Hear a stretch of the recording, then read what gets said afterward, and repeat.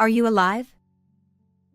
I found my niece, who was supposed to have died in a car accident at the age of 5, at my in-laws' house. In her memorial photo, she had a cute, round face, but now she was so skinny that I couldn't believe it was her until I heard her voice. Help me.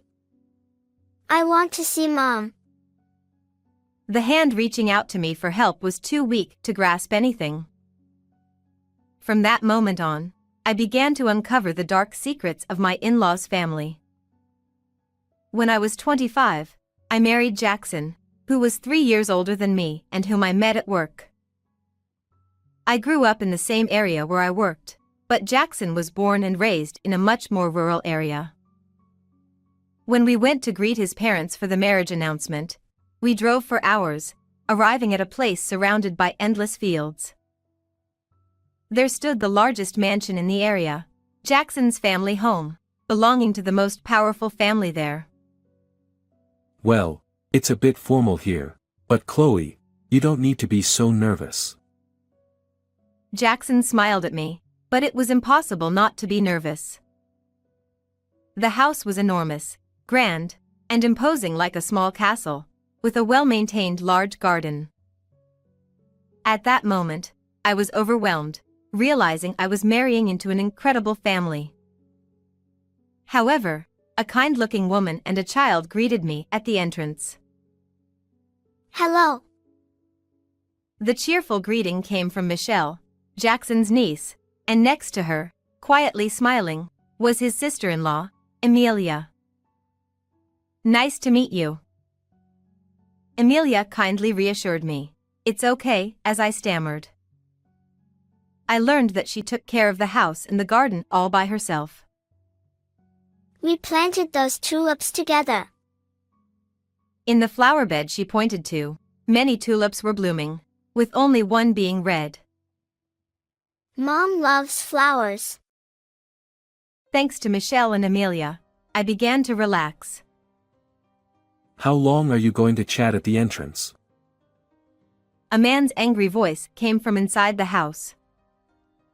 Dad's calling. We should go in. Jackson hurriedly took off his shoes and went inside, so I quickly followed. In the living room, waiting for us, were his father, James, and his brother, Grant. They looked me up and down and muttered, "So this is it." What? What does that mean? I was stunned and confused. This is my fiancée, Chloe. At Jackson's words, I quickly bowed my head.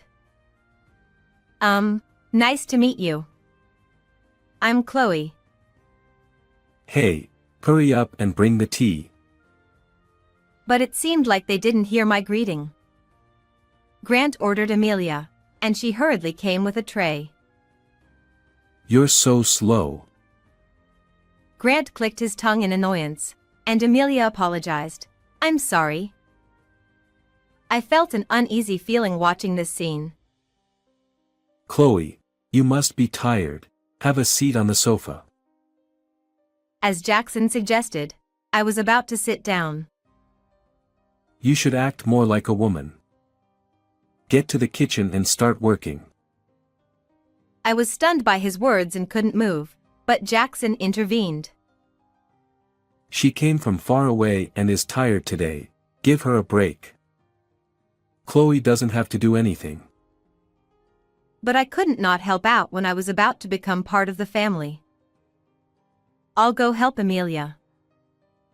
Though tired, I thought it better than staying with my father-in-law and brother-in-law, so I hurried to the kitchen. Oh, you're going to help too? Yay! There, Amelia was not alone. Young Michelle was also helping prepare dinner.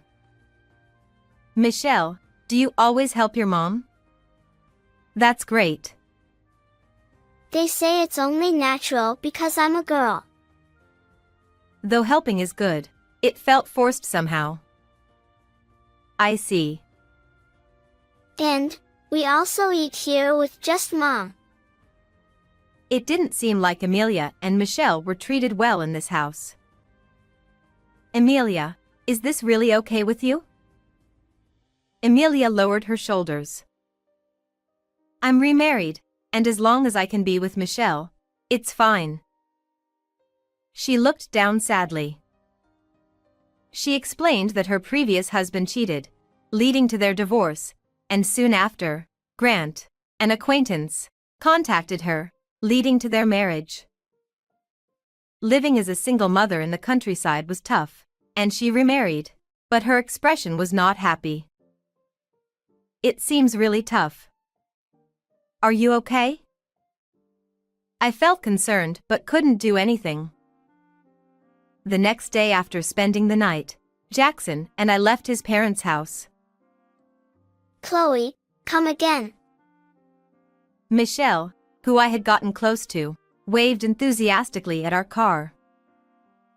Next to her, Emilia also smiled as she saw us off. I had no idea that this farewell would be the last.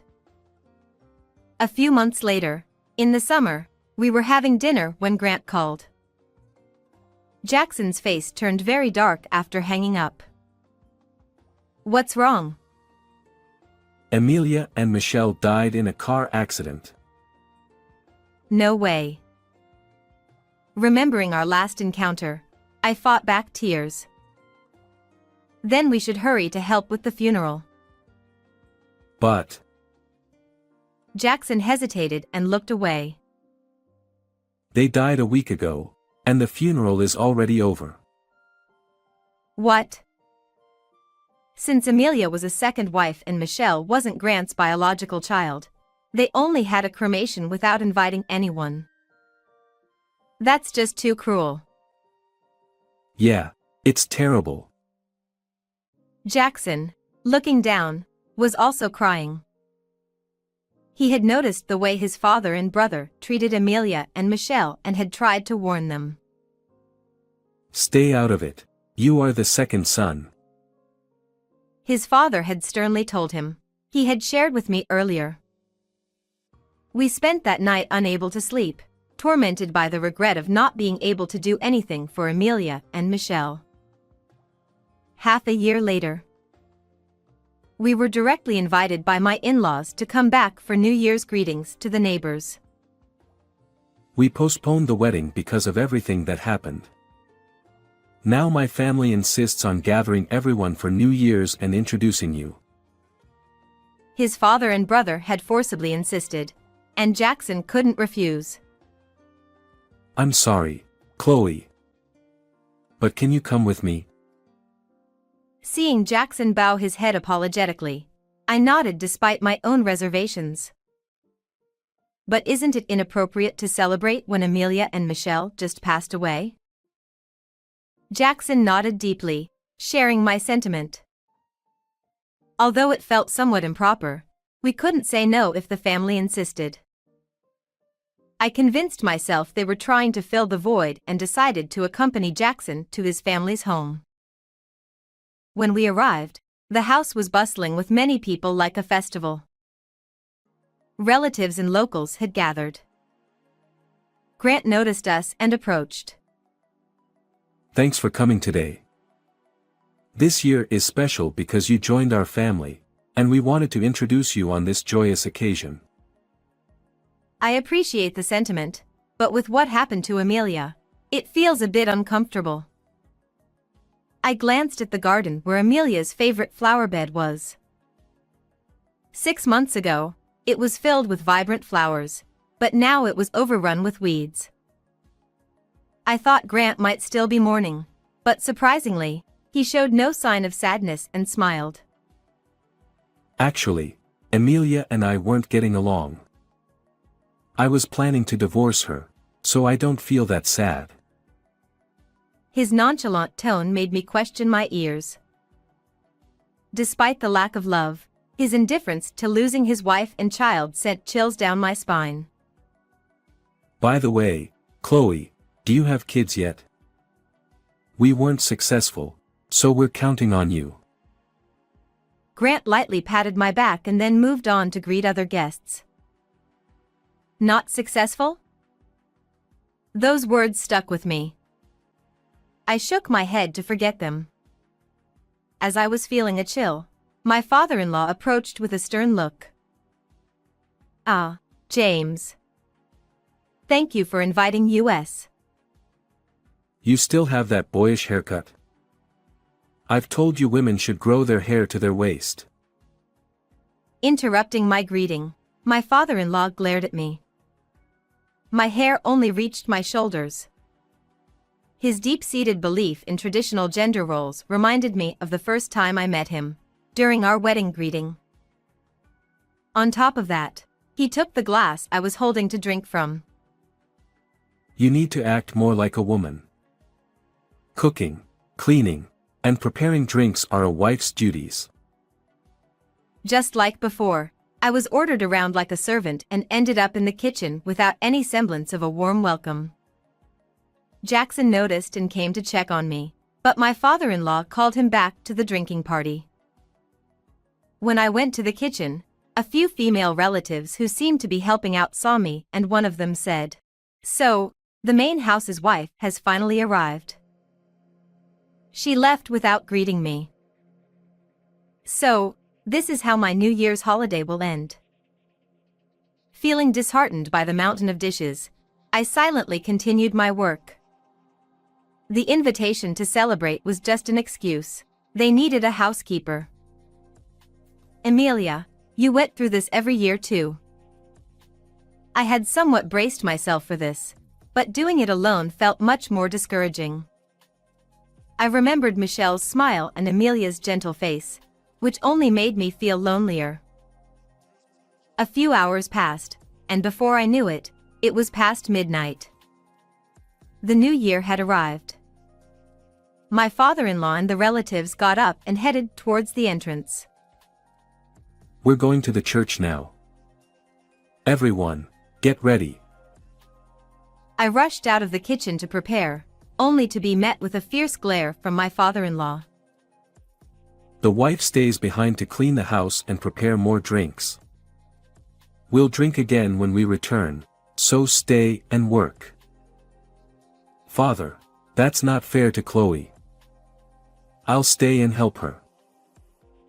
Jackson intervened, but my father-in-law clicked his tongue. What kind of woman would make a man do housework? This is proof Jackson isn't properly disciplined. Jackson shrunk back at his father's words. "I'm fine. Please, go ahead." I gave up and answered, and Jackson looked at me apologetically. We'll be back in an hour. Just do what you're told and nothing more. I didn't understand what he meant by nothing more.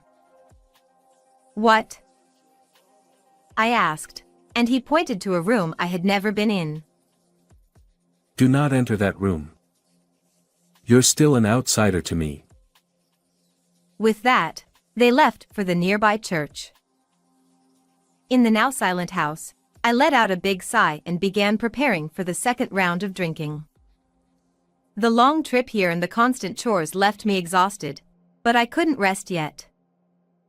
Rubbing my sleepy eyes, I continued washing dishes. Suddenly, a plate slipped from my hand and shattered loudly in the quiet room. Oh no!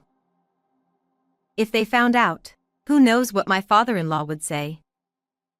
I frantically searched for a vacuum cleaner but couldn't find it anywhere. I opened doors and storage rooms in a hurry, and found myself in front of the forbidden room. I'm just looking for the vacuum. It'll be worse if I don't clean up. I steeled myself and opened the door. Immediately, I found the vacuum cleaner and reached for it. Good, now I can clean up without them knowing. I breathed a sigh of relief and looked around. The room was empty. Why can't I enter this room? As I wondered, I heard a strange noise. What? What's that? Was it a ghost? I froze, listening closely. The sound was like something heavy being dragged. In the silent room, it was oddly loud. The sound seemed to come from the ceiling. Maybe an animal got into the attic? Better than a ghost, I thought, but now I was curious about the attic. There are no ghosts. Despite my fear, curiosity drove me forward. I found stairs leading to the attic and cautiously climbed up. What I saw exceeded my worst fears. A child. And chained. In the cobweb-filled darkness, a small girl was curled up. Her hands were bound, preventing escape.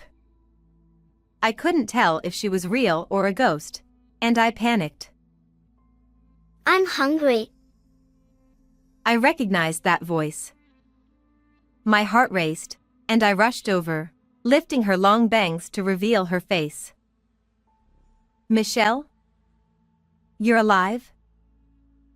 It was Michelle, who was supposed to have died in the accident with Amelia 6 months ago. She looked at me blankly, emaciated but unmistakably Michelle. Aunt Chloe? Help me. I want to see Mommy. The chain was hooked high, out of her reach. I unhooked it and carried her to the kitchen. I made some soup and slowly fed her. Color returned to her cheeks. Why were you in there? She couldn't have wandered in by accident. Where's Mommy? I want to see Mommy. She suddenly started crying. It was odd.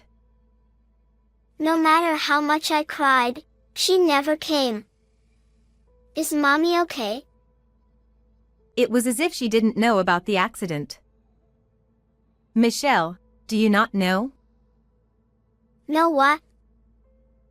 I couldn't tell her the truth. I changed the subject.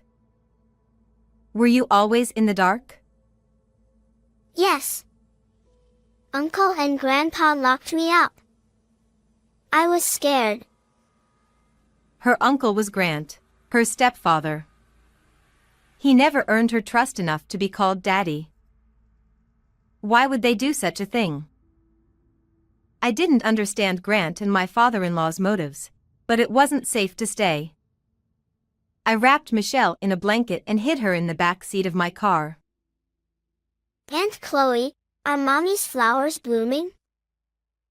On the way, Michelle, sleepy after eating, murmured.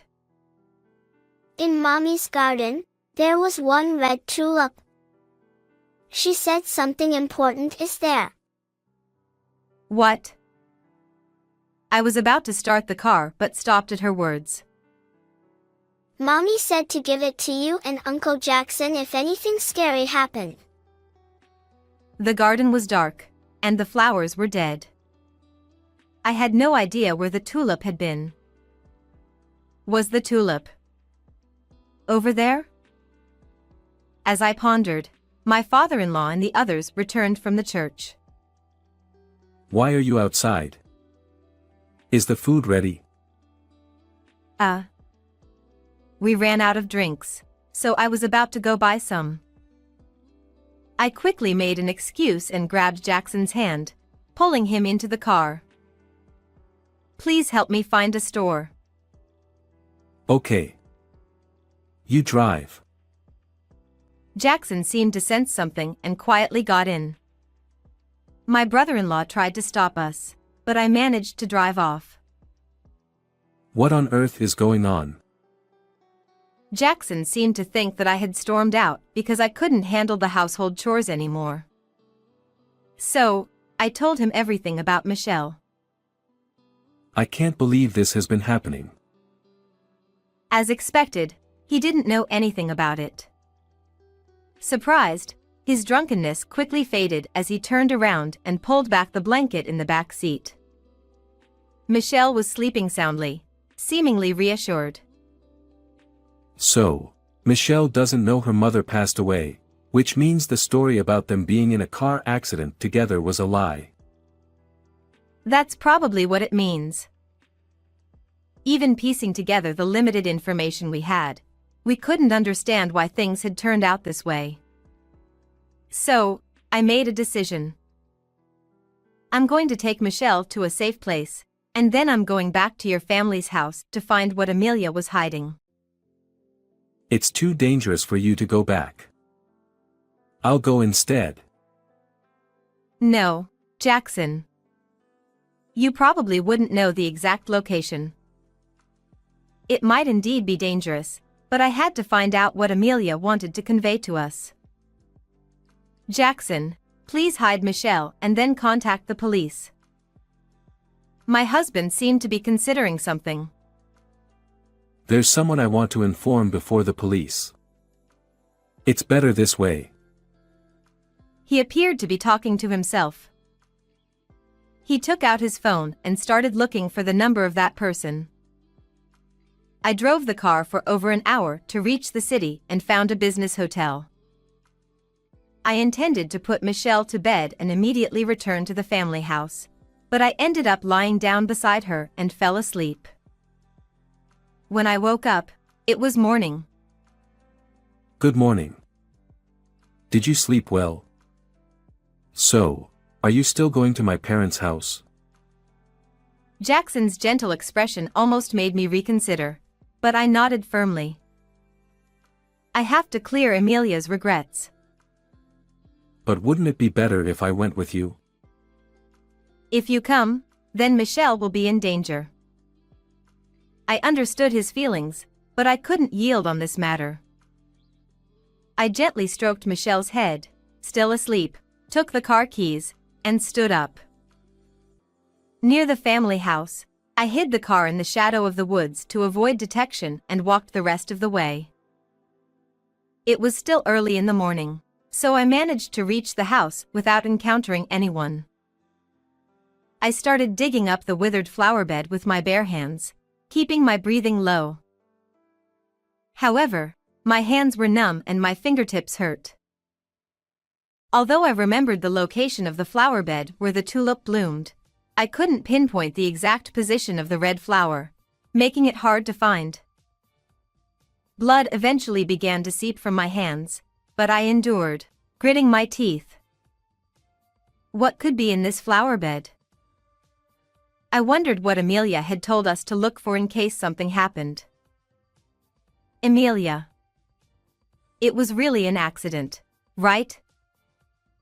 The thought that she might have anticipated something terrible left me with a very bad feeling.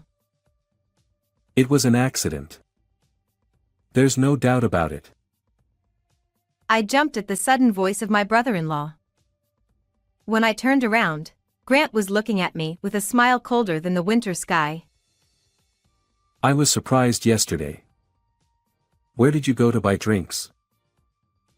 I'm sorry. I ran out of gas on the way back and couldn't return. Grant laughed through his nose at my attempt to come up with an excuse. Really, wasn't it because you had a lot of luggage? Like, say, one child. I realized he knew I had taken Michelle. Before I could think of what to say, Grant approached slowly. That child isn't my blood.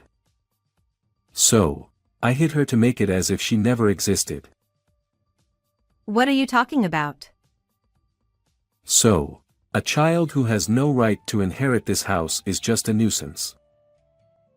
His sinister smile sent chills down my spine. To do such a terrible thing to Michelle for that reason. If anyone finds out, you won't get away with it. Exactly. That's why no one knows. And anyone who finds out can be hidden away. Grant reached out to grab me, but I was so terrified that I fell back onto the flower bed, unable to stand. Stay away. I grabbed a handful of dirt and threw it at him, causing him to flinch slightly. As I reached for more dirt, I found something buried. It was a diary in a plastic bag with Amelia's name on the cover. This is it. Grant also noticed and longed to snatch it, but I hugged it to my chest, trying my best to keep it from him. However, I couldn't match his strength, and he hit me repeatedly until I nearly lost consciousness. At that moment, a sharp voice shouted, "Stop!" I turned to see a sturdy man glaring at Grant, with Jackson beside him, catching his breath. "Why are you here?" The man grabbed Grant by the collar and demanded, "Give me back my daughter, Michelle." It was Michelle's biological father. Jackson had told me last night that he was a distant friend, and after Amelia's death, he had learned about Michelle and had been in contact with Jackson. Michelle's father explained that they had been tricked into divorcing. Both believed the other was unfaithful due to fake evidence, which was orchestrated by Grant. By the time he realized the truth, he had been told Amelia and Michelle had died. The man pulled Grant away from me and growled, "Is it true you mistreated my child?" "Who knows? You have no proof." Grant remained unfazed. He must have already cleaned up the attic after noticing Michelle's absence. "We have Michelle's testimony." "A child's words are unreliable. How do you plan to catch me?" Grant smirked arrogantly, but Michelle's father silently pulled out something from his chest pocket. "What? You're a cop." Seeing the police badge, Grant flinched but quickly retorted, "I have connections with the top brass here. I'll get you fired." However, Michelle's father remained calm. "I'm higher up than that. I usually keep it hidden for investigation purposes." Grant turned pale at his words. Eventually, Grant was handcuffed and glared at me. "This is all your fault. You meddled too much. You should reflect on your actions. And you deliberately caused Amelia's accident, didn't you?" I had read Amelia's diary while Grant was being apprehended. It said that Grant had told her, "I want your insurance money, so go to the other world," prompting her to write it down in a panic and hide the diary. It seemed Amelia had tried to save Michelle while she was trapped, but it hadn't worked out. I'm sure there are more clues in this diary. "No. Please, I don't want to be caught. Help me." Grant suddenly started begging on his knees. Hearing the commotion, my father-in-law came out, yelling, "What's all this noise?" Despite his usual overbearing attitude, my brother-in-law pointed at him. "I was just following Dad's example. He got rid of Mom the same way." My father-in-law turned red with anger at the sudden confession and shouted, "Don't say unnecessary things." "I did everything according to Dad's instructions with Amelia and Michelle. It's all Dad's fault." The scene was chaotic, with my brother-in-law acting like a child and my father-in-law yelling at him. Michelle's father firmly said, "You need to come to the police station too," and pushed them into the car without letting them protest. I can't believe this is happening. As the car drove away with the two inside, I sat there in a daze, unable to process the sudden turn of events.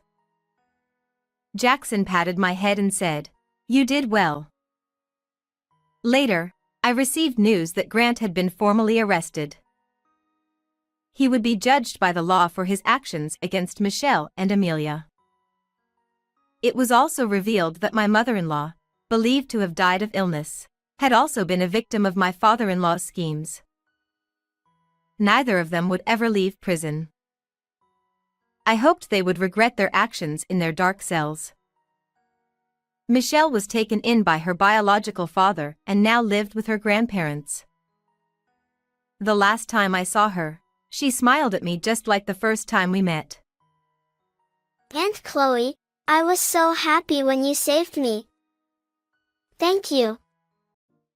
Her tears as we parted were warm as I wiped them away. I wanted her to be happier than anyone else after enduring such a cruel tradition. Jackson and I waved until the car carrying Michelle and her father was out of sight. How did you like this story? Please subscribe to our channel. See you in the next video.